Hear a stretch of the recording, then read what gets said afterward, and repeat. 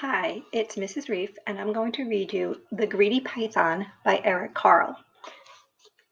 Half hidden in the jungle green, the biggest snake there's ever been wound back and forth and in between. The giant snake was very strong and very, very, very long. He had a monstrous appetite, his stomach stretched from left to right. He quickly gobbled in one bite whatever creature came in sight, a mouse that scampered to and fro, a frog that jumped up from below, a bat that hung from his left toe, a fish that swam a bit too slow, a bird that flew a bit too low. A porcupine still half asleep, a monkey who was in mid-leap. A leopard sitting in a tree, a buffalo who came to see. An elephant, complete with trunk, was swallowed in a single chunk. I'm far too big to eat, he cried. Oh, no, you're not, the snake replied.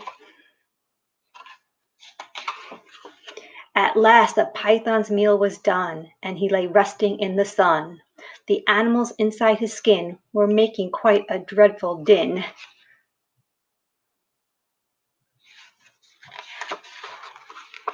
And when they all began to kick, the snake began to feel quite sick. He coughed the whole lot up again, each one of them, and there were 10. He soon felt better, and what's more, was hungrier than just before. He hadn't learned a single thing. His greed was quite astonishing. He saw his own tail, long and curved, and thought that lunch was being served.